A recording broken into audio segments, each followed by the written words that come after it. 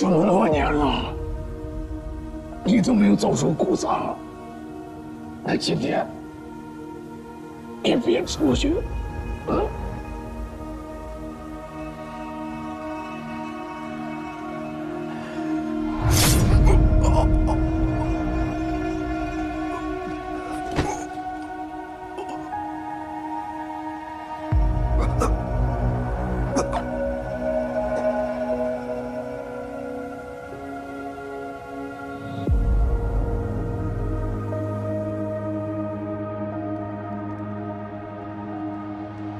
我一直想问，那日下雪夜里，你为何放过他？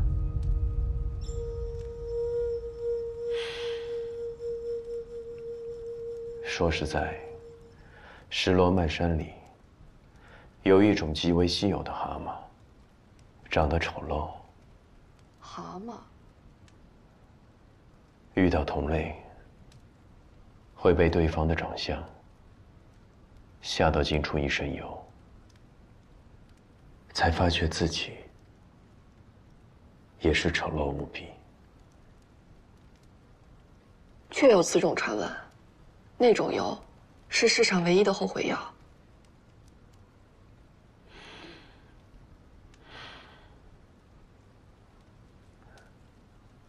那夜我放过严凤山，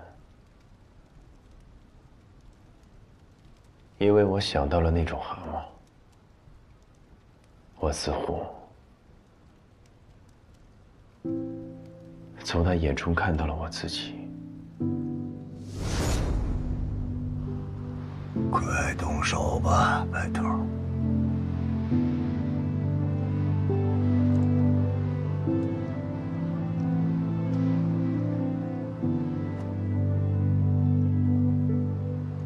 不，你得死慢一点，这样更痛苦。一个叛贼，早该死了。说吧，为何而叛？你从未走出15年前灭门夜的刘府，我也从未走出陈家谷口的谷仓。我始终相信，杀掉所有人，我才能活。你不是也一样？是，杀死仇人，我才能活下去。其实，你我有一个共同的仇人，就是害我陷入谷仓的那个人。他也参与了谋害你的父亲。刘府灭门夜，他就站在阴影里。你记得他，但不认识他。我死后，他会来。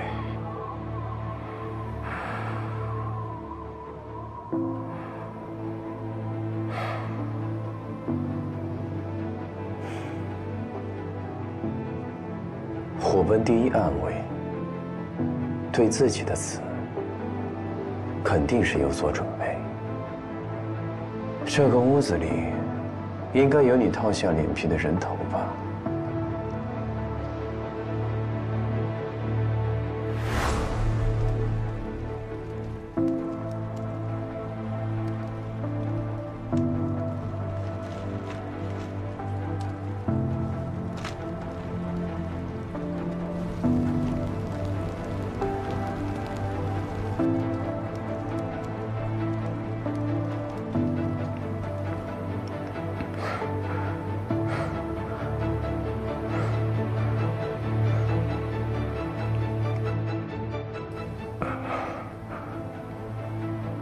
为何折返？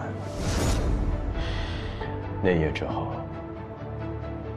我在街上坐了许久。长安的街头确实有好风景，往来百姓生活如常，严峰山的成败，无人讨论。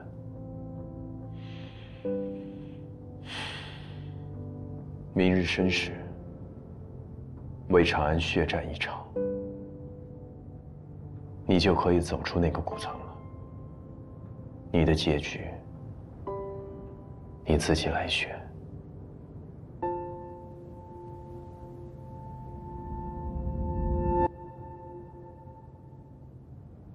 多谢成全。不是成全。你杀我家人，刘家和你永不和解。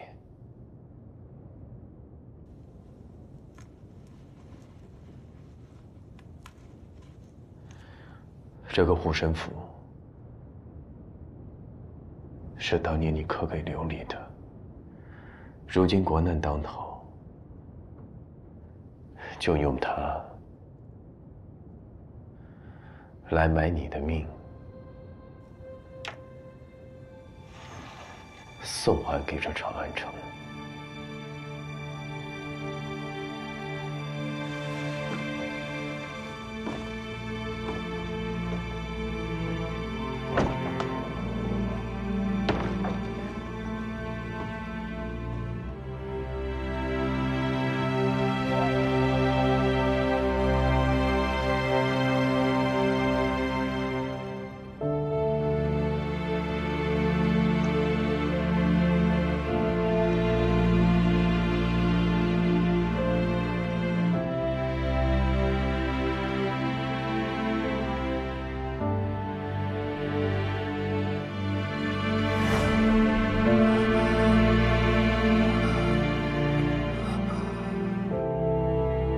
头，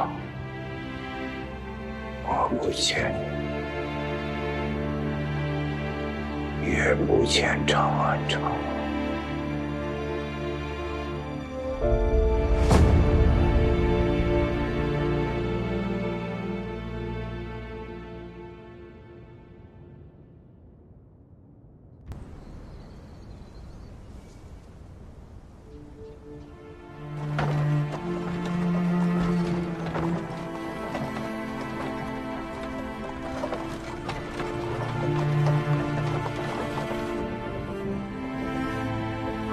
我曾说，只有我能让你活命，给你一张阿莫的脸，让你当书童是为保你周全。你不一定适合当皇帝，可你懂黎民之苦。战祸平息之后，你若愿摒弃前尘，留在朝廷，应是天下之幸。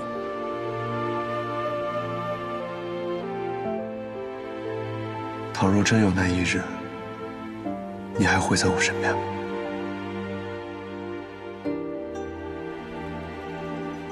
会。到那一日，我来当你的书童。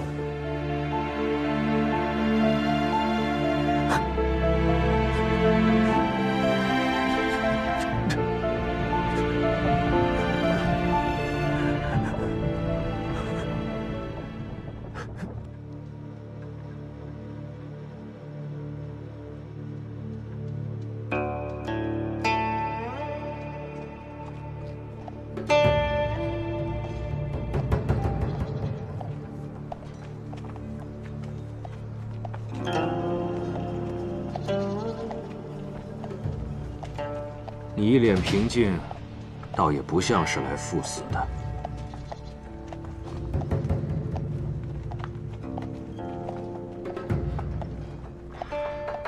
死地与否，并不重要。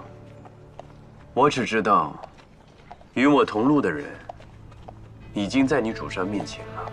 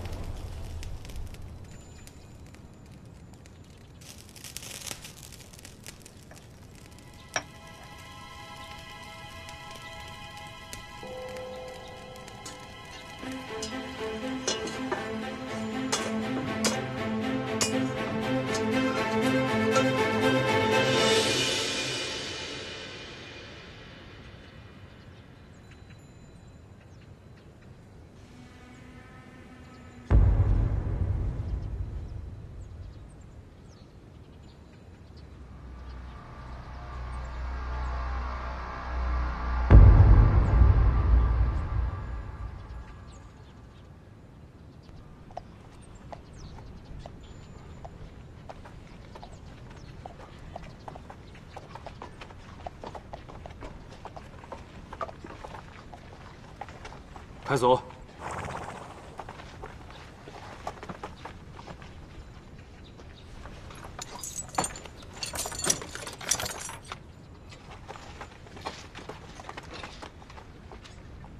请。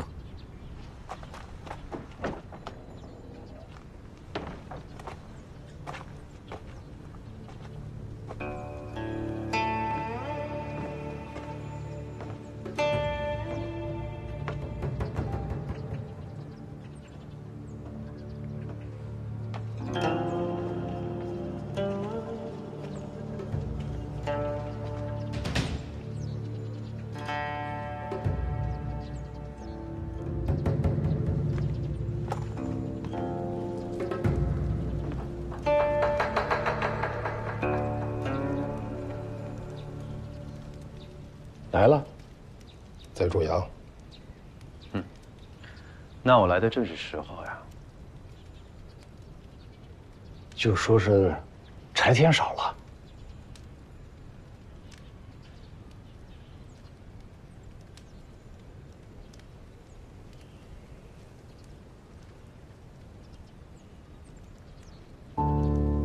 我来。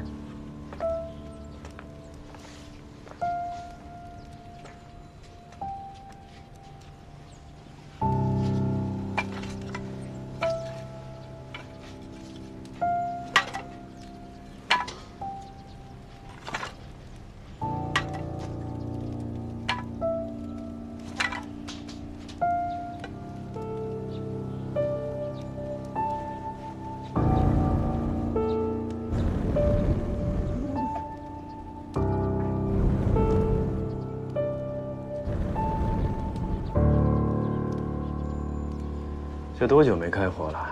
这灶堂太湿了。我是真不知道。怕是个死灶啊。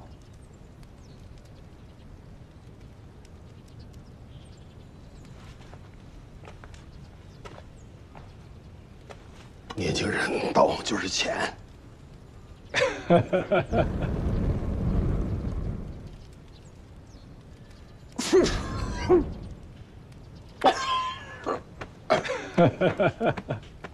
这灶堂太湿了。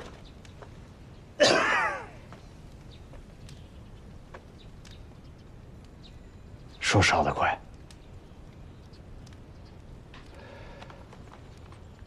我也想烧树，不知道你也愿意。之前绝对不行，现在是因为你们二位都来了。烧。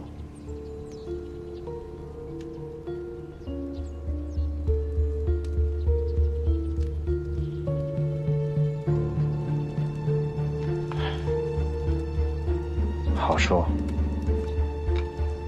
烧了。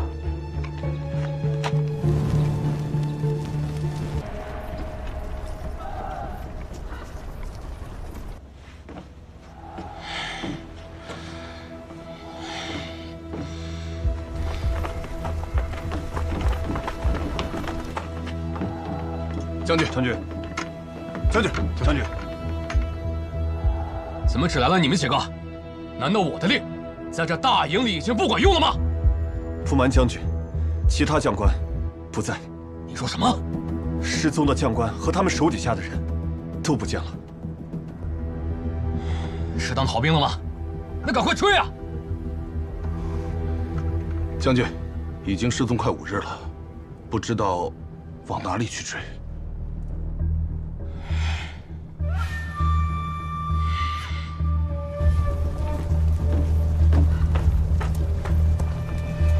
宋雪环，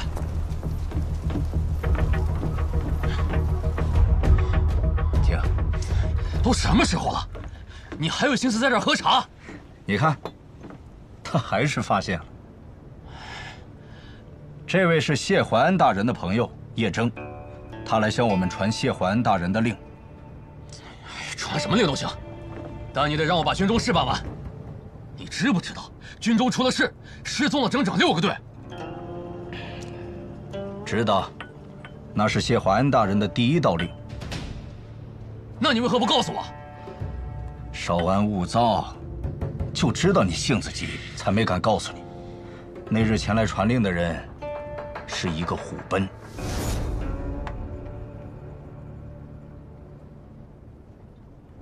这是谢淮安的信。按照他的策略，也许我们有打败铁木人的机会。告辞。等等，你为什么要帮我们？你们是军人，虎贲也是，这也是谢淮安相信我的原因。那你此行还要去往何处？四镇节度使手握重兵，我要是谢淮安的令，去一一拜访他们。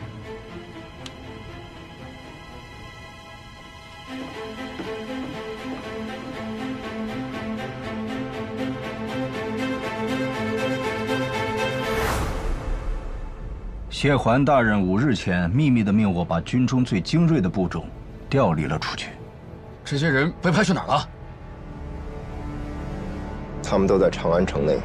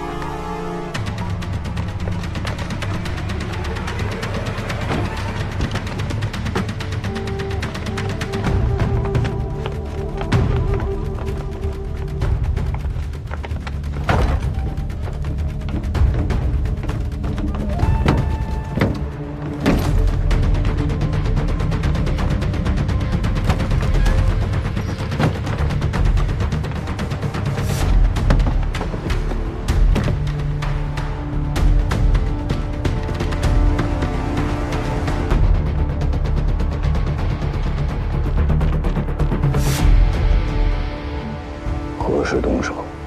以何为号？明日申时，送回来。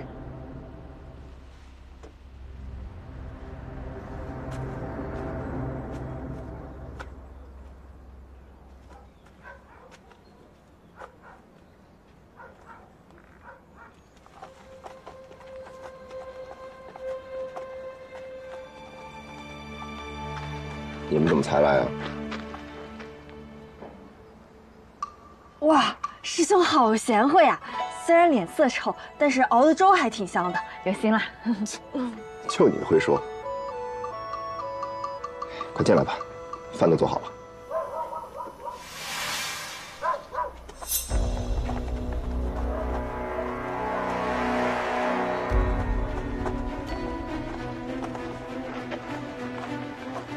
铁木安伟不会打扫京师，他们大摇大摆地提着斧头，应当是附近的街坊。走。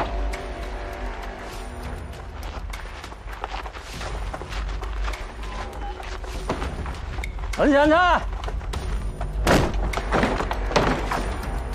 陈贤琛不在家。你们找他做什么？来蹭饭。你们粮这么快就吃完了？都存着呢。要打起仗来，这说断粮就断粮了。先吃光他们家的，再吃自己家的。走。厚颜无耻！嘿嘿，愧不敢当。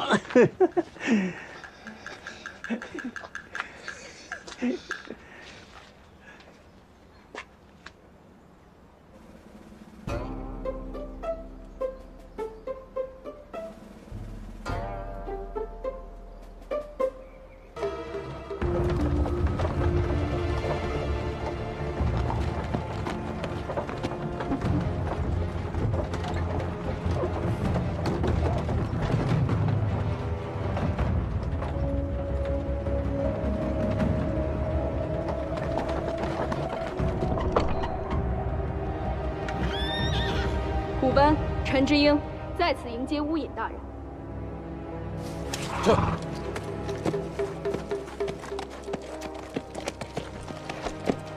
大人，我认得他，确实是虎贲的人。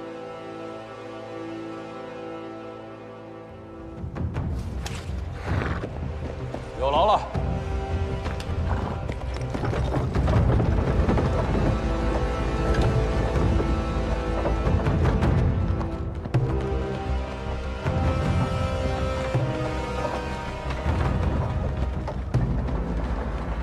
半时辰，我也该走了。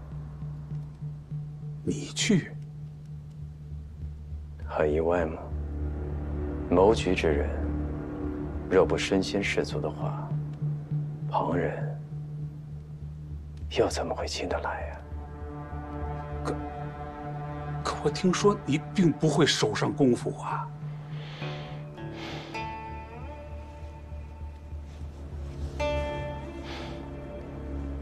我的命还算硬，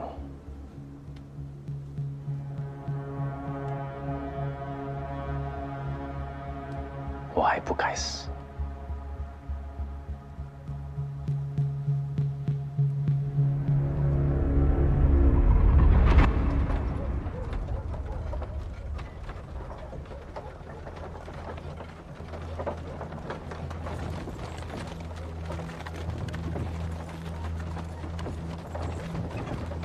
这条街跟往常不太一样，要多加小心。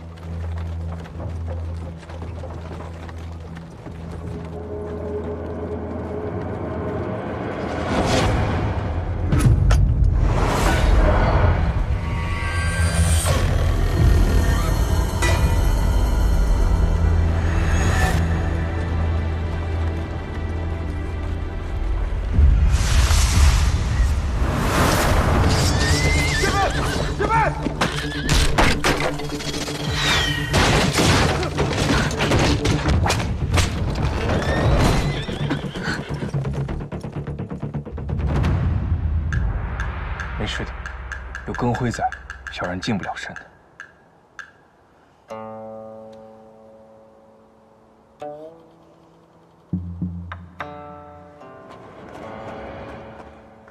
大人，无事。那我便让人去处理那些宵小了。不用派太多人，明显是调虎离山。你们是。大人无事，让出2匹马来。大人，马车已坏，我们换马走吧。好说。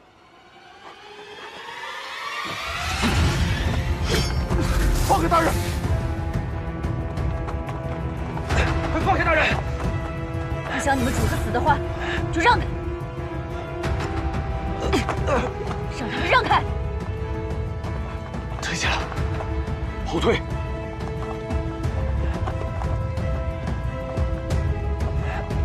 闪开！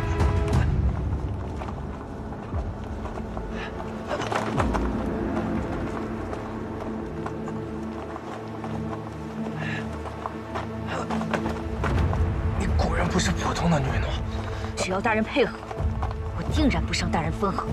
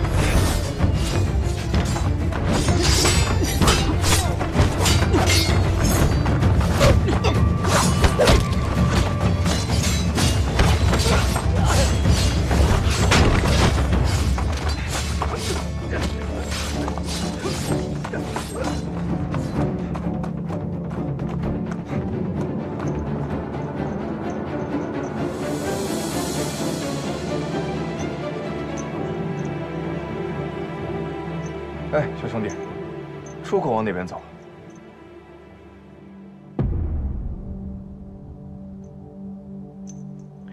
你是铁墨人。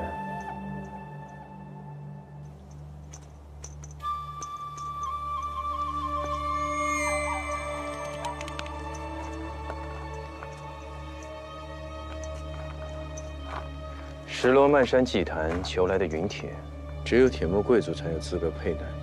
你虽换了汉族人的服装，可胸上挂的这个云铁，太过于明显了。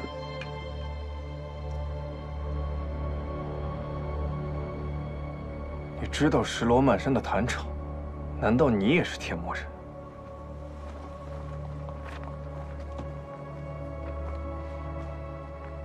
最近铁墨人在长安街上并不那么受欢迎，边走边解释吧。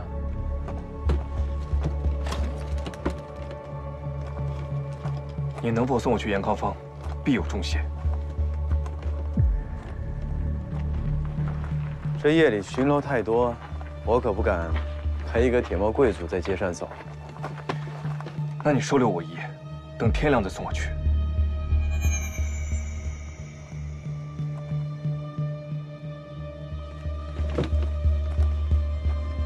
小兄弟，就一夜，我不会亏待你的。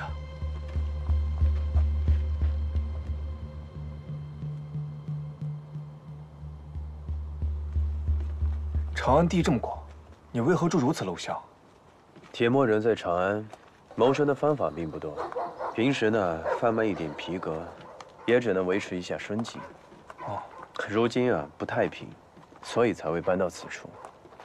啊，前面就到了，走吧。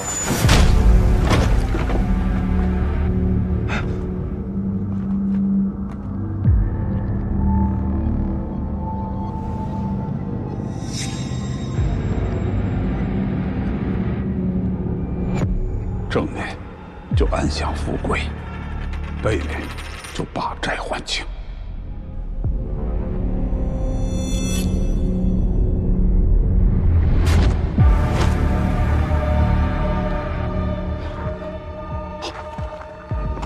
虎贲杨楚好，见过乌云大人。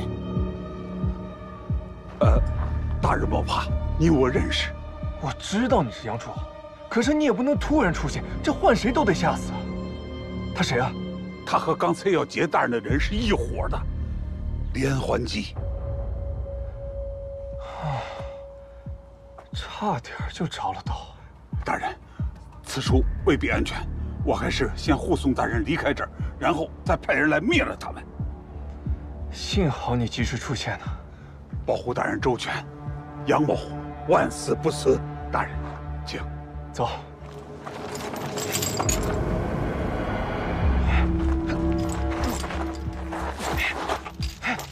什么玩意儿？带刀了吗？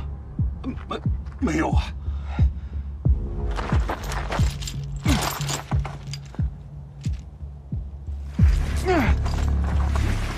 杨楚好，来，快来帮帮我！好。这么重。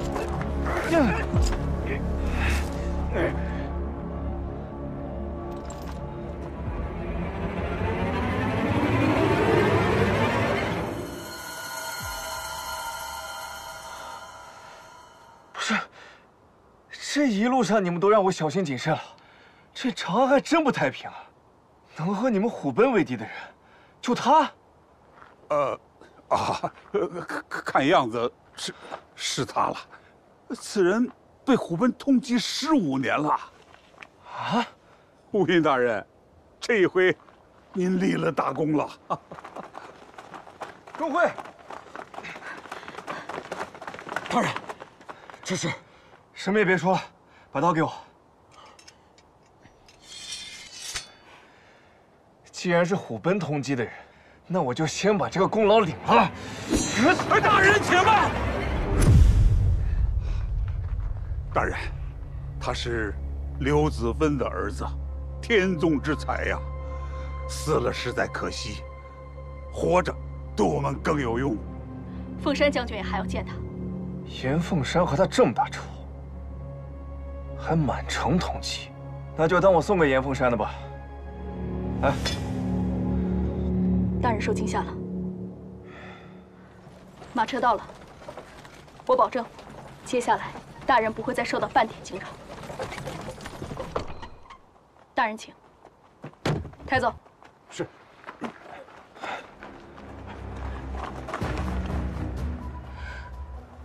这也是计划好的吗？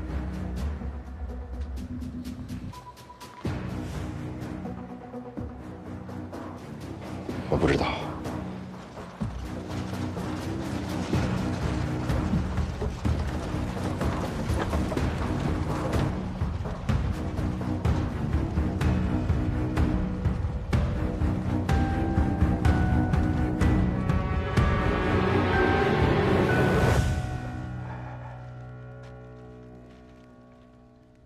当你们看到这封信的时候，我大抵已被擒住。但不必担心，计划还在掌握之中。至于为何行此计，一是为了故人杨楚豪，他前的旧债已还清，不该再受牵连。我用此计，能为他争取脱离严凤山的世界。二是因为叶舟。你武功高强，但关心则乱。若是让你知道计划的全部，必会阻拦。三，虎贲将我擒住，我身上带着的秘密，能吸引严凤山片刻的注意，而这，便是我们与铁墨密室谈判的最佳时机。去谈判的人，已经在路上了。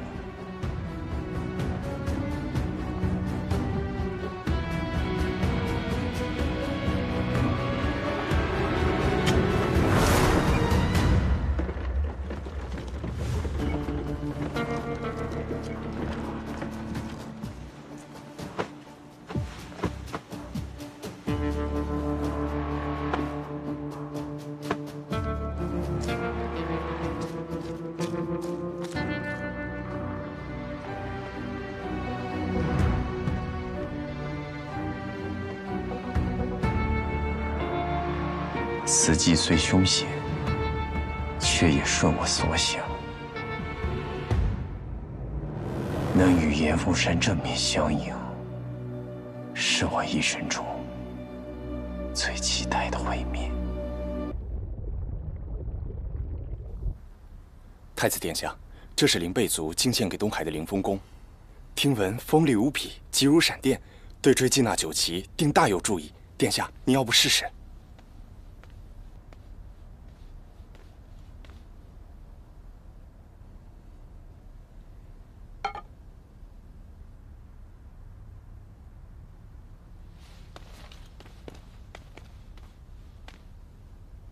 你今日如此反常，竟然主动来找我，定有缘故。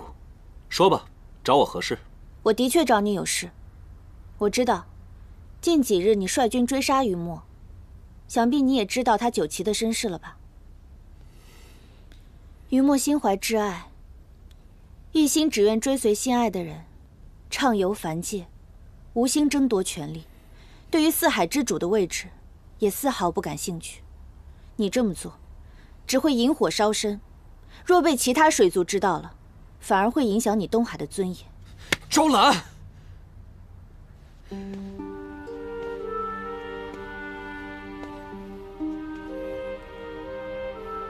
你今日主动来找我，竟然还是为了那个雨墨。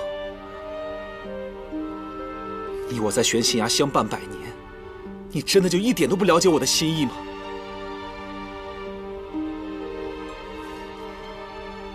我一直追杀他，真的就只为了那一个尊位？如果你说的是真的，那我们同病相怜。今日，我再信你一次，也愿你信我一回。你此话何意？青龙族向来敢爱敢恨，既然于墨心有所属，那我便断了对他的念想。从此之后，我与此人再无关系。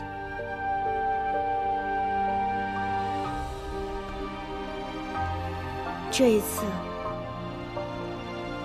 我定不会拖延推诿，我愿与你定下婚期，嫁入东海。此话当真？当真。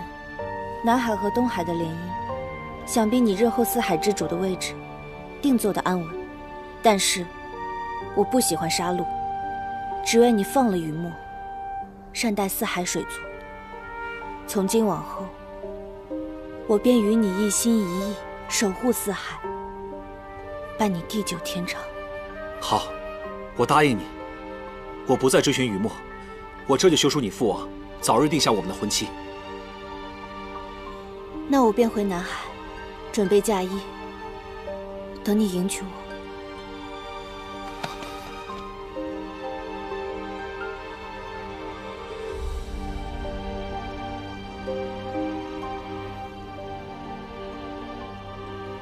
等我。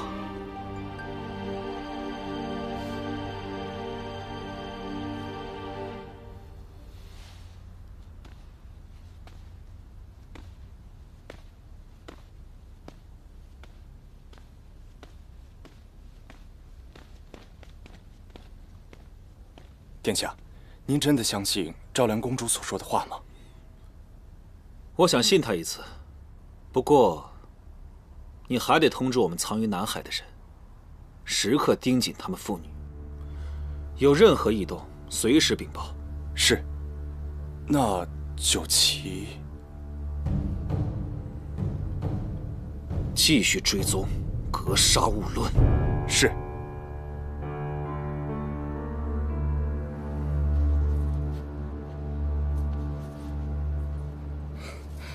公主，这件嫁衣的衣料是天界所赐，花纹样式皆为上品，你可喜欢？过于华贵，还是换了吧。我倒是觉得此件甚好。父王。哎呀，父王，您来了，怎么不告诉女儿一声？想看看穿嫁衣的你。哎呀，想来只见你机灵骑射、英姿飒爽之貌，却未曾见过这副打扮。公主药来了。你病了？怎未听你提起啊？父王，其实我……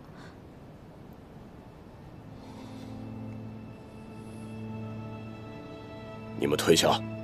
是。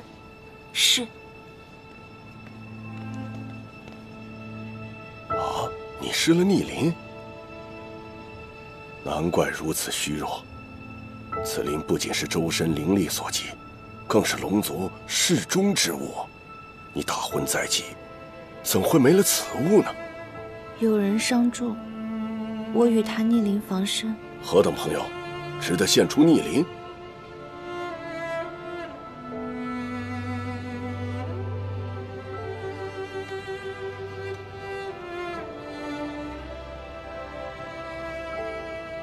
幻心灵但凡摇响，便生裂纹。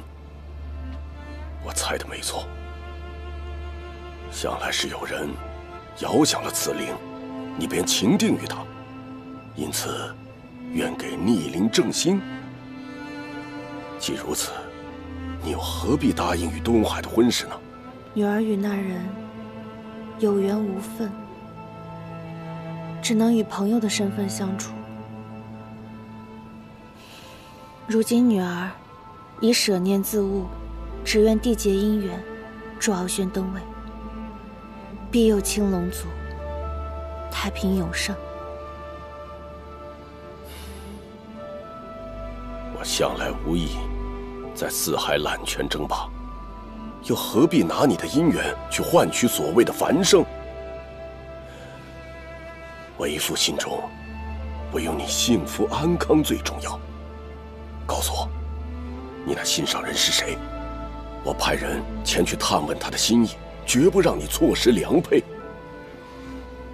父王，这桩姻缘并非是女儿一人之事。敖轩为人心狠手辣，东海残暴，若你去寻了此人，那人必定会面临追杀之危，还会连累到整个南海。父王，女儿已认清自己的命运，还请父王莫要因为我得罪东海，增加无谓的杀戮了。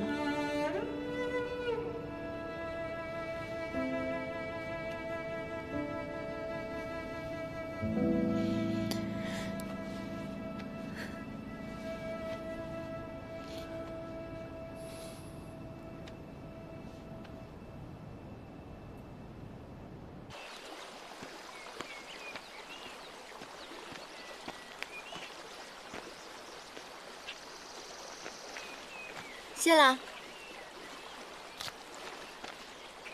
没想到，竟然让害你的人逃了，我真是心有不甘啊。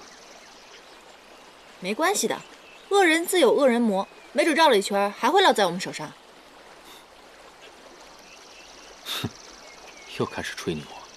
云墨，我之前看过一本书，这书上写着，若是我们妖死了以后，我们的元神会脱离三界。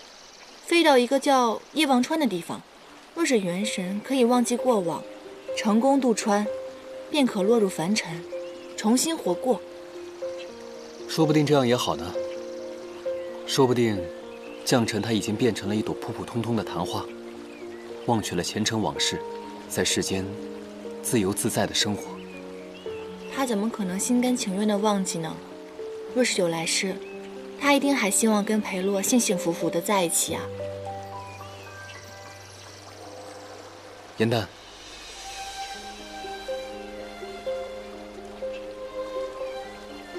没事。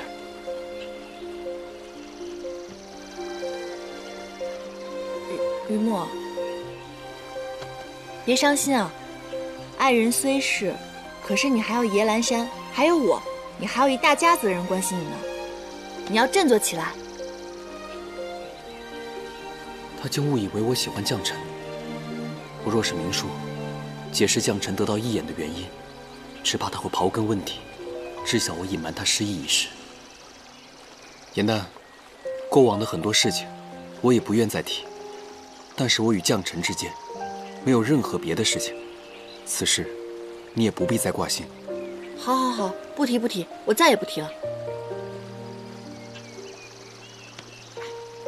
圣德说，他学过卜算之法，可以看到人的过往当下。要不要让他帮你看看？也许你的良缘正在来的路上呢。凡人修炼，怎可能通过往当下？他究竟是何人？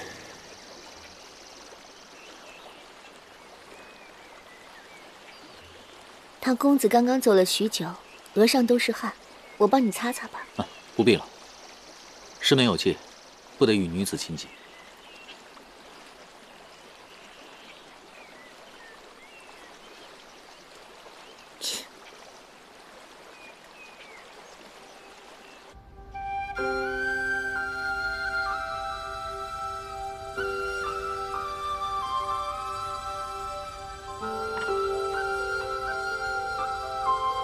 裴洛半生受极恶所缠，痊愈之后，却依然没有满足，不惜杀人炼丹，还害死了自己爱的人。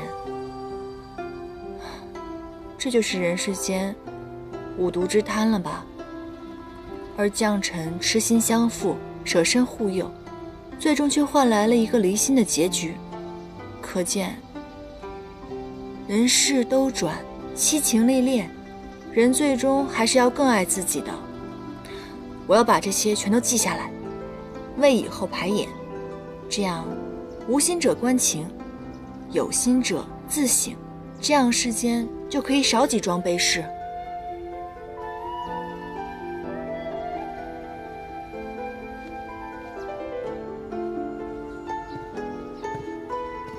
颜淡，哎，圣德，我做了一些小菜，你尝尝看。哇，这些美食好漂亮啊，我从未见过。圣德，你真是心灵手巧。你尝尝看。这些菜都是天界做法，你前世今往自然没见过，只是一些家常小菜罢了。你要是喜欢，以后我每日都做与你吃。这味道，我怎么感觉在梦中好像尝过似的。你喜欢就好，多吃一点。嗯。严旦，我初来乍到，与谁都不亲熟，心中实在是寂寞。唐公子救我于危难，我却不知他有甚喜好，难以还报，实在是很焦心。我只能来请教你。哼，真的，他这个人吧，喜欢整人、犯规、欺负弱妖。别看他表面温文尔雅，内心非常的黑暗。上一次他就开始整，这些似乎都是一些寻常小事。你可知他有什么特别的喜好？特别的喜好？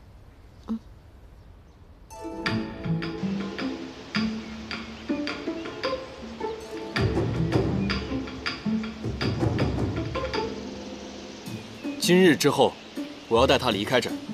我说过，我要连你一起抓。这么说就是要开战了？好啊，为了以示公平，我绝不用妖力。阁下既然这般小瞧于我，那我也不用伶俐，一剑分高下。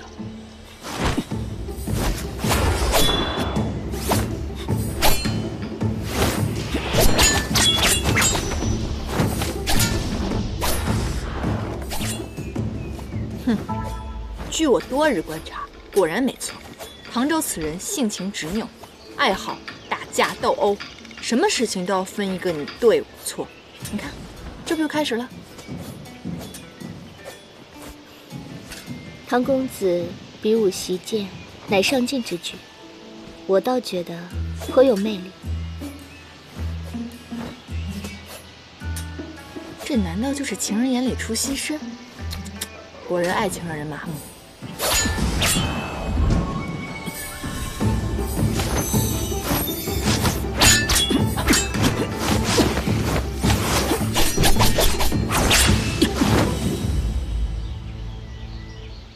阁下确实剑法超绝，当为人中英杰。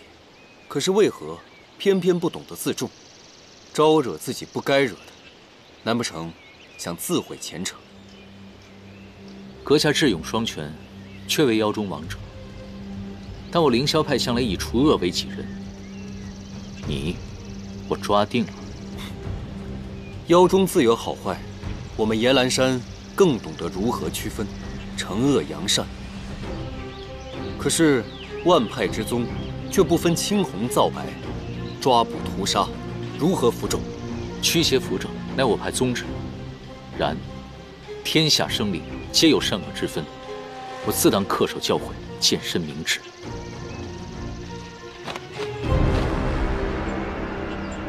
还来？等一下！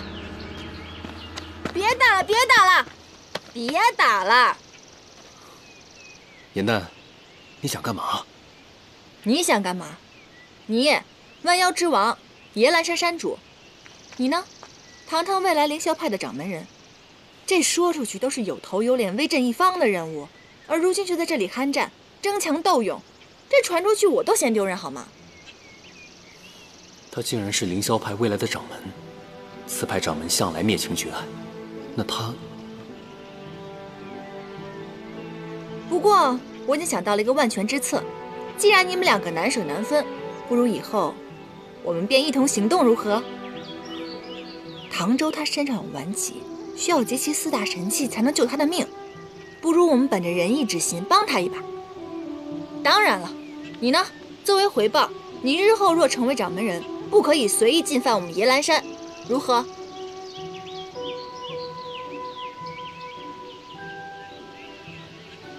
来嘛，不要那么严肃。江湖嘛，多个朋友多条路，少个朋友天堵墙。再说了，此番我们人妖合作，必成佳话，也可以缓解捉妖师和妖之间的矛盾，这伤亡也会减少。为了顾全大局，你们表个态嘛！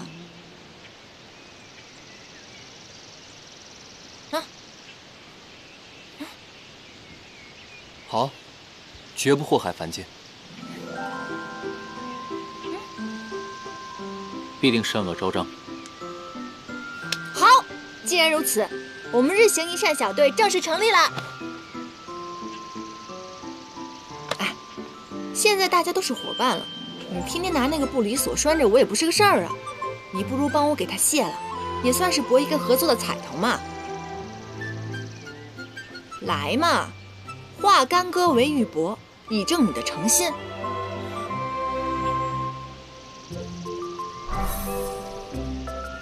法术一除，这个镯子就留给你做纪念吧。我自由了，我自由了！啊，我自由了！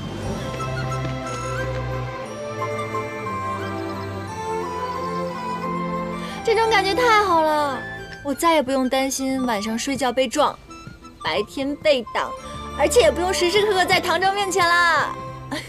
结了这法术也好，这样于公子心里应当好受一些。于墨，他怎么了？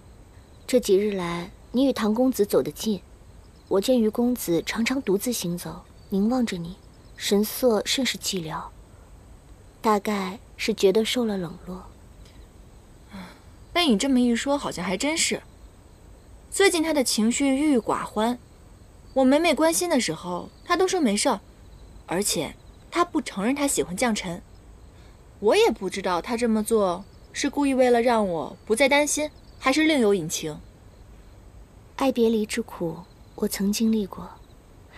毕竟他是你的山主，自然不愿意在你面前展露脆弱的一面。但是他不说，不代表真的没事。否则如何解释他的失落？既然你们关系要好，你应当多陪陪他，别让他觉得寒心了。你说的有理，我绝对不能做一个忘恩负义的妖怪。哎，不如明日我将唐州公子约出，方便你们与公子单独相处，你好好开解开解他。受山主大人照拂这么久，现在是我严旦该报恩的时候了。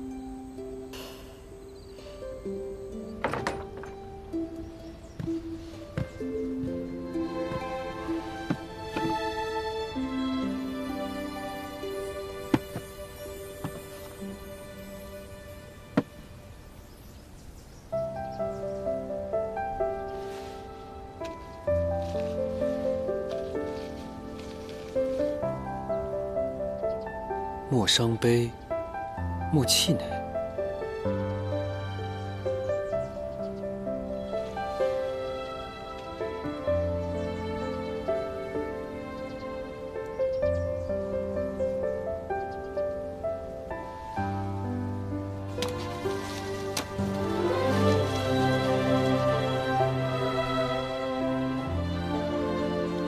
大好风光在明日。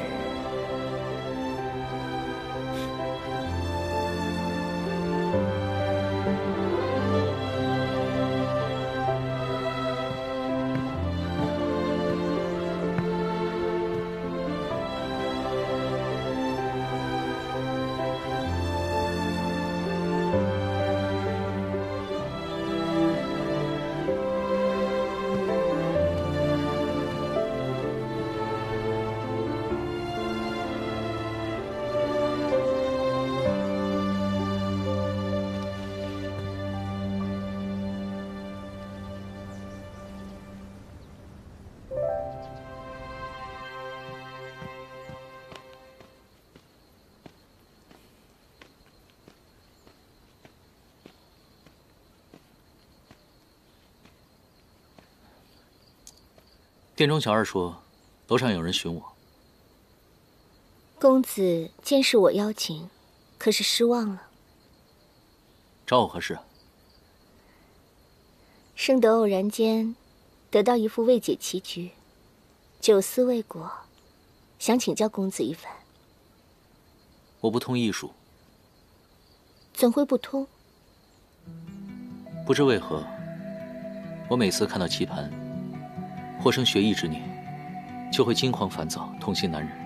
你曾经说过，你可以看到过往。那么我想请问你一下，为何我每次在梦中看到一位女子在我面前跳桥，梦里我看不清她的容貌，而我每次醒来，我就会自责痛楚。那可是我以前亏欠之人。你竟还记得他？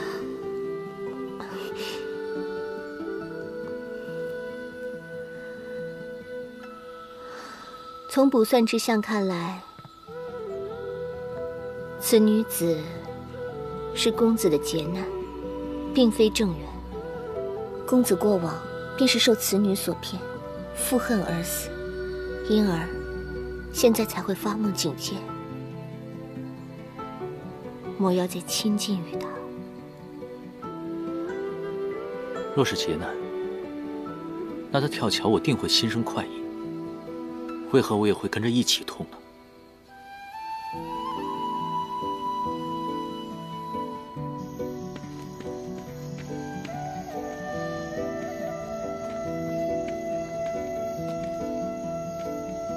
莲青，你来啦！白日在我的房间，你用了很多笔墨，写了那些美好的词语，是为了什么呀？你看，这些是我给你做的天灯。近来我看你心绪郁结，要是我对你不管不问的话，未免也太不仗义了吧？我听闻，凡人如果有烦恼的话，他们会把烦恼写在天灯上，然后放出去，这样烦恼就一并消失了。要不要试一试啊？来，你写一面，我写一面。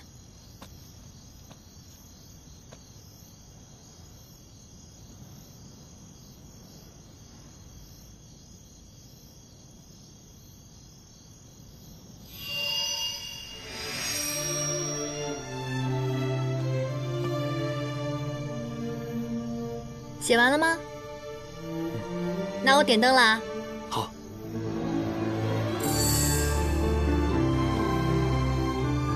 哎，等一下。啊？我想看看你写的是什么。哎，不行。小气，还不让看了？想看我写什么之前，我得先看看你的。哎。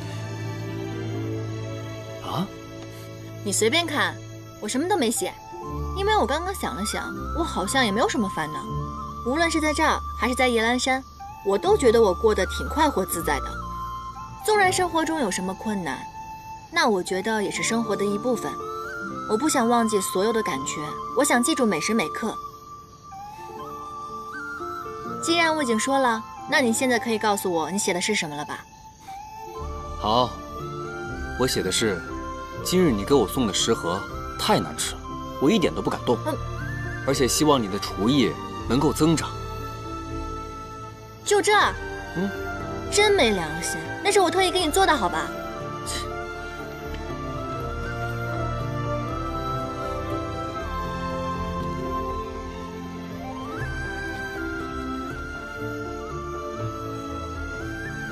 前尘往事，不知是否应当坦诚告知。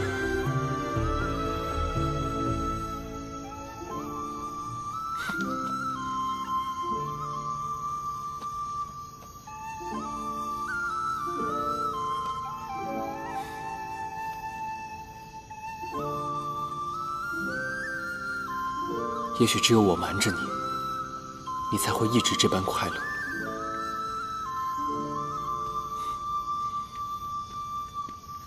咱们一起把它放飞吧。好。我再去拿别的。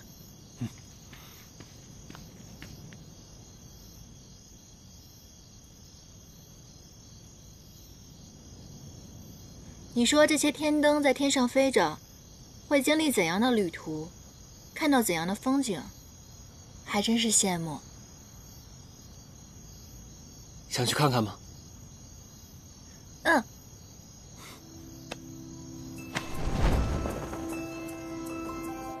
既然公子不通艺术，那圣德便为你弹奏一曲，怡情解闷。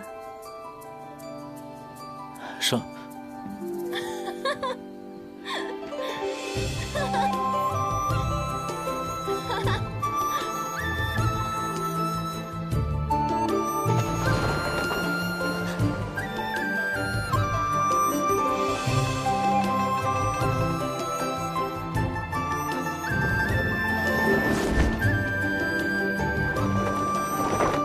停步！前方是客栈，再向前定会被凡人察觉。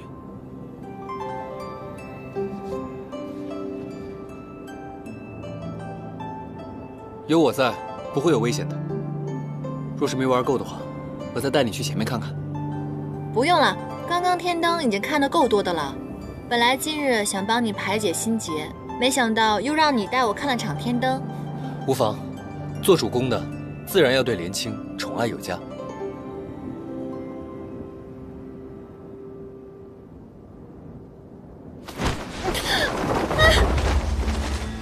银子。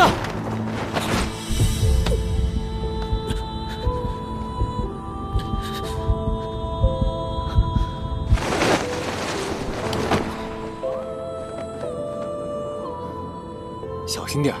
谢了。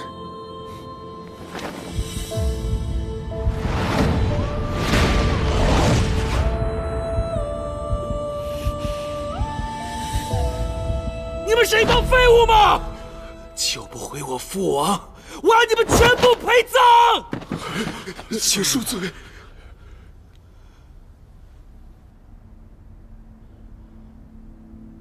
敖玄。 父，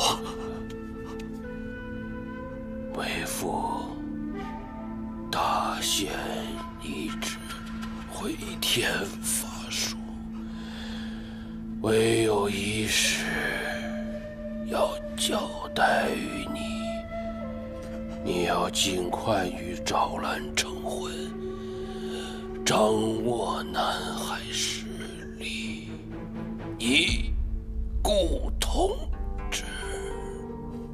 您放心，孩儿一定承您心愿，统领四海，延续东海龙族世代荣耀。父，父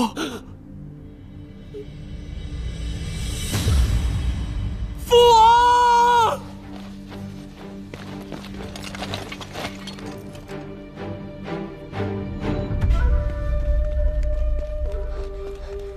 殿下，南海密探来报，南海龙王昭衍秘密离宫，说是要去寻找那97遗孤去了。昭兰，你竟然还在骗我！我父王刚死，你们就这么着急另攀他主吗？好，我就教教你们，谁才是真正的龙尊。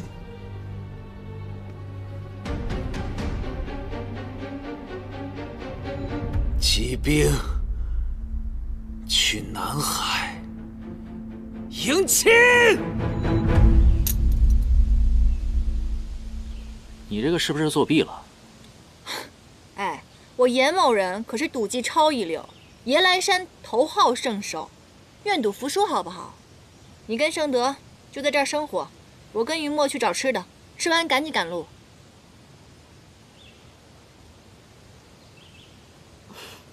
严大姑娘和于公子的感情真好，一刻也不愿意分离。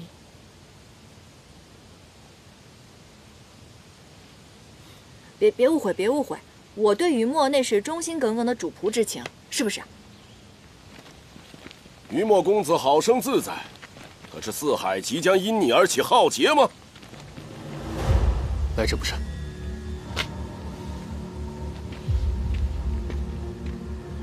来者何人？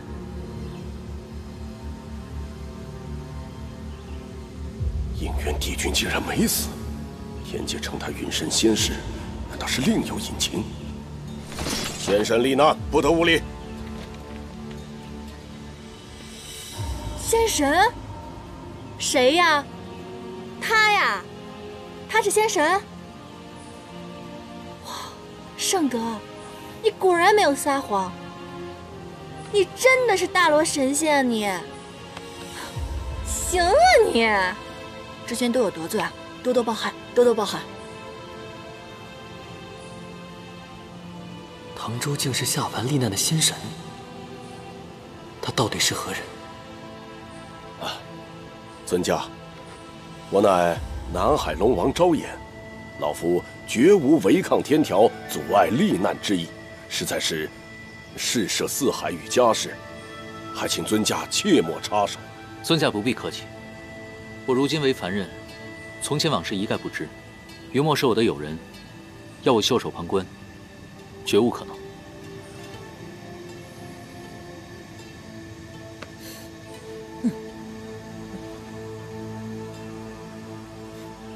定是敖轩让你来取我的性命，如果真有本事，来取就是。为何还要给我冠上一个危害四海的罪名？哼，我要你人头何用？老夫要的是四海安平，更要我女儿一世幸福。你是为招兰而来？招兰大运婚时，下凡之后，借兵将婚期一拖再拖，如今愿意出嫁后，更是郁郁寡欢。我才知道，他竟想牺牲自己终身幸福来换取你的安宁。你可知，逆鳞不仅是翼尾龙的通灵至宝，更是通婚时用以交换世中的信物。你既接受了逆鳞，就该对他负责。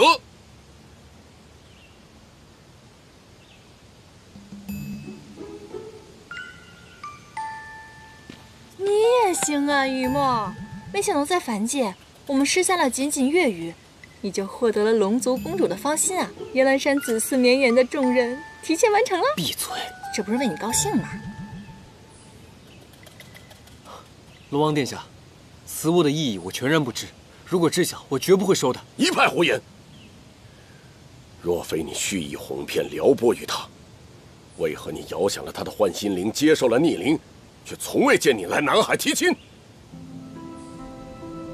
如今婚期将至，招兰心在你处，逆鳞物在你手，南海被指背弃盟约，你却邪美，到处游玩，悠哉乐哉，为父为君，今日必定要为此讨个公道。哎，龙王息怒，误会了，误会了。我们山主品行正直，绝对不是那种朝三暮四、骗取少女芳心的不义之徒。话说，这很巧嘛，我们夜兰山其实正在杀鸡宰羊，搜索各地奇珍异宝，准备向招兰姑娘下聘呢。闭嘴！这不缓和下气氛吗？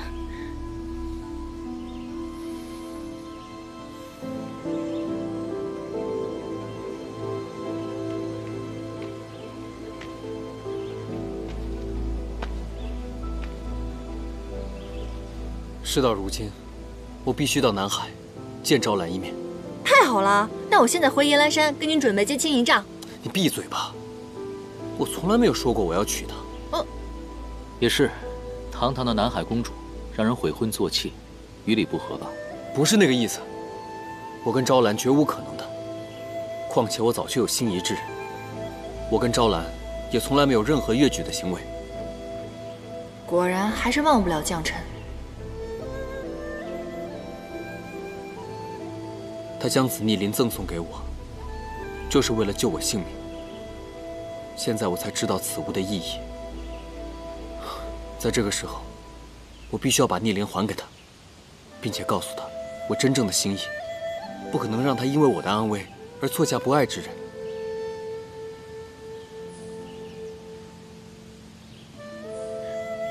颜淡，你陪我一同去吧。我啊？不行，除非我也一起。不可。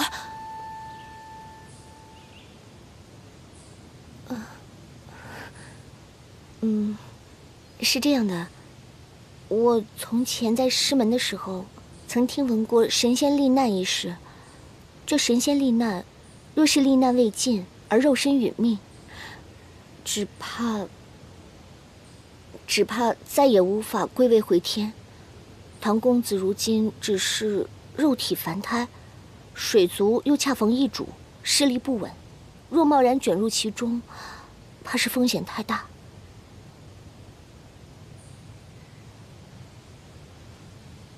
不要紧，昔日我遇难之时，相救的小仙曾和我说过，我仙衣破损，若无四大神器修护的话，早晚仙里会外泄而死，所以我早已无所畏惧。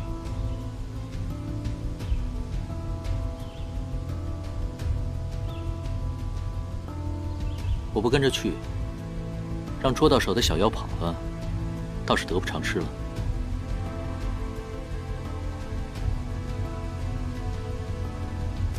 那行，要不这样吧，咱们4个一起去呗，先解决了于墨的桃花劫，再送盛德回师门，这样行了吧？赞成。赞成。正好我在师门的时候，会一些修习补元之术，能助唐公子稳定些许仙力。帝君下凡历难，若无仙衣保护，神气愈深，必会神形俱灭而亡。除非他再服下半颗邯郸之血。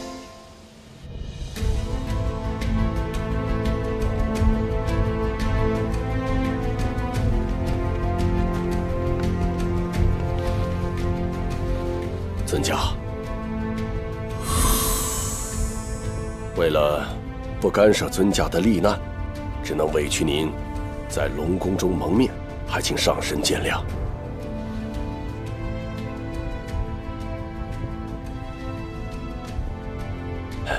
老夫的家事，竟然还要劳动尊家，实在是让老夫惭愧不已啊！啊，请。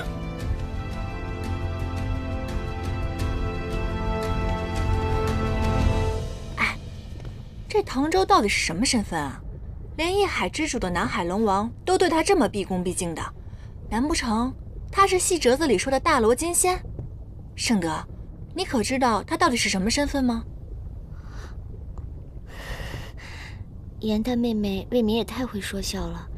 遇晋升仙阶或犯了错的仙家，才需下凡历难。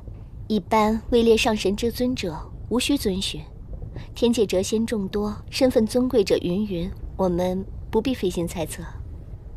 哦，盛德姑娘，懂得还真多嘛。严淡，我听你这话的意思，我这个靠山啊，你算是靠够了，要不然换个新靠山靠靠。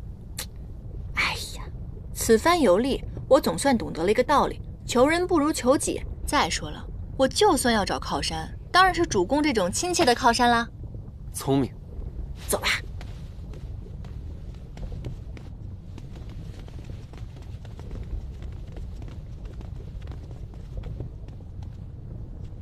殿前亲卫乃本王亲选，没有虎符，不得变动。你们是谁？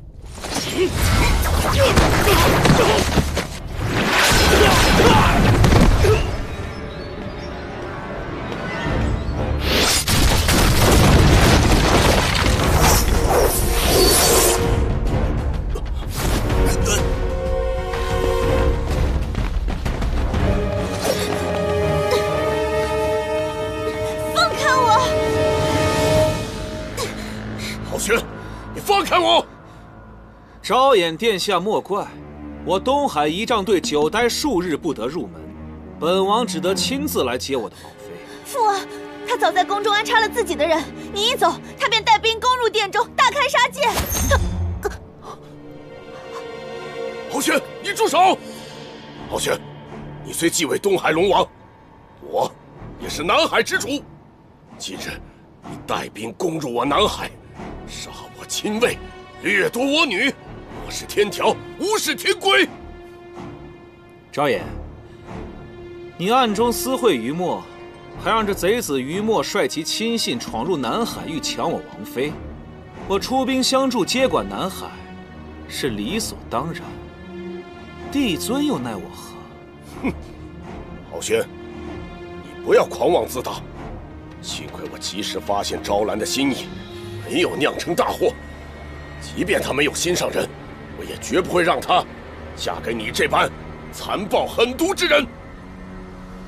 你和昭兰联手哄骗于我，如今又将我的迎亲队拒之门外，如此奇耻大辱，我焉能忍气吞声？你纵使身居尊位，南海龙王毕竟是你的长辈，你这般贸然杀入南海，伤人掠夺，和盗匪有什么区别？我继位龙王，乃是四海之主，凡界之中以我为尊。